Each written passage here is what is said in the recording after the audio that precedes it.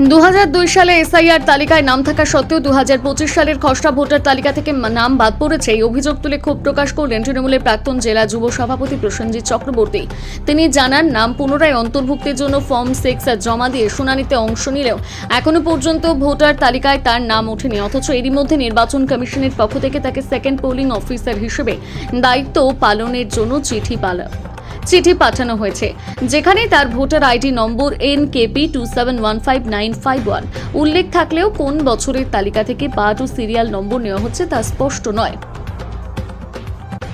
আগামী 28শে March Medinipur collegiate স্কুলে ভোটকর্মী প্রশিক্ষণের জন্য চিঠি 24শে মার্চ এসে পৌঁছয়। প্রসেনজিৎ মেদিনীপুর GSF প্রাইমারি স্কুলের শিক্ষক। ঠিক চিঠির সাথে তাকে ডাকা হয়েছে এবং সঙ্গে ফর্ম 12 পাঠানো হয়েছে, যা ব্যালটে ভোট দেওয়ার জন্য প্রয়োজনীয়।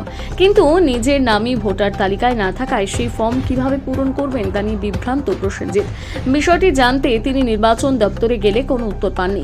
তার প্রশ্ন, যেখানে আমাকে ভোটার হিসেবে তালিকায় রাখা হয়নি সেখানে আমি কিভাবে ভোটকর্মী হিসেবে দায়িত্ব পালন করব।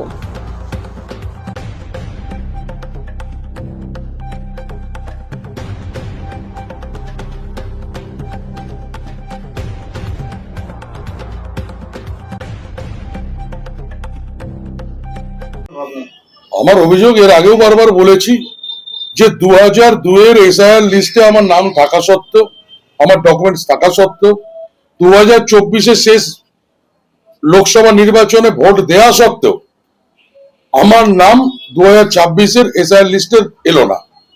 তার জন্য যখন বারবার ওসি ইলেকশন সাহেব এবং SDO আমাদের যিনি ছিলেন ম্যাডামের কাছে বারবার দরবার করেছি, বারবার গেছি, তো ওনারা বললেন 6 নম্বর ফর্ম BLOর মাধ্যমে ফিল আপ করতে। তো BLOর মাধ্যমে আমরা ফিল আপ করলাম।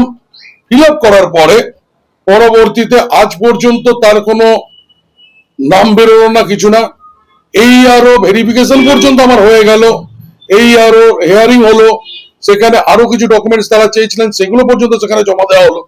সবকিছুর পরেও আজ 19/1 থেকে দীর্ঘদিন ছোটা দৌড়া করেও আজ মার্চ মাসের 24 তারিখ হয়ে গেল, আজও আমার নাম বেরোলো না। একটা ECI election commission of India তিনি বললেন ভোটার লিস্টে আমার নাম নেই, আমি ভোটার নই। তার মানে আবার সেই ECI আজকে একটি চিঠি আমাকে দিয়েছেন সেই ECI তরফ থেকে, যেখানে আমি দেখতে পাচ্ছি আমার এপিক নাম্বার, আমার সিরিয়াল নাম্বার, আমার পার্ট নাম্বার দিয়ে একটি চিঠি বানিয়ে দিয়েছেন। অথচ যখন আমি এই এপিক নাম্বার দিয়ে আমি যখন সার্চ করছি সেখানে এখনো রেজাল্ট নট ফাউন্ড করাতে পাচ্ছি। তো আমি ব্যক্তিগতভাবে এই মুহূর্তে আমি বুঝে উঠতে পারছি না, আমি হাইলি কনফিউজড যে either I M A voter or either not. কি অবস্থায় রয়েছি আমি সেটাই বুঝে উঠতে পারছি না। একই সংস্থা তারাই বলছে যে আপনি ভোট নিতে যান, আপনি ভোটার লিস্টে আপনার নাম আছে, অথচ যখন ভোটার লিস্ট খুঁজে তাদেরই ভোটার লিস্ট খুঁজে দেখছি তখন সেখানে আমার নাম নেই এবং তারা আমার নাম নতুন করে তুলছেও না।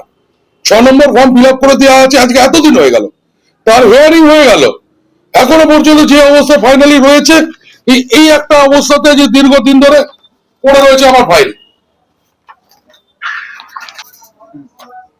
এই যে না রিজেক্টেড না অ্যাকসেপ্টেড, এই অবস্থায় দীর্ঘদিন ধরে পড়ে রয়েছেন। এর আগে ARO সাহেব যিনি ছিলেন, ম্যাডাম ছিলেন, তিনি কিছু করে গেলেন না, এখনো পর্যন্ত এটা কোনো কিছু হলো না। আজকে আমি কার কাছে ছুটবো, কার কাছে দৌড়াবো? আজকে সাধারণ মানুষদের কি অবস্থা, হয়রানটা হচ্ছে এই এসআইআর ইয়েতে। আমাকে এর বিচার চাই, কারণ আমাকে যে ভোটের যে চিঠিটা পাঠানো হয়েছে সেই চিঠির সাথে 12 নম্বর ফর্ম পাঠানো হয়েছে। এই 12 নম্বর ফর্মে আমি কি ফিল আপ করবো? আমি কোন কনস্টিটিউয়েন্সির ভোটার, আমি কোন বুথের ভোটার, আমি এখানে কি ফিল আপ করবো? তার ফলে আমি যে আমার নামে যে ব্যালটটা ইস্যু হবে সেই ব্যালটটা আমি কি করে পাবো? এই পথটা আমাকে কে দেখাবে? প্রসেনজিৎ চক্রবর্তী। আমি পশ্চিম মেদিনীপুর জেলা তৃণমূল যুব কংগ্রেসের সভাপতি ছিলাম এবং জেলা সাধারণ সম্পাদক।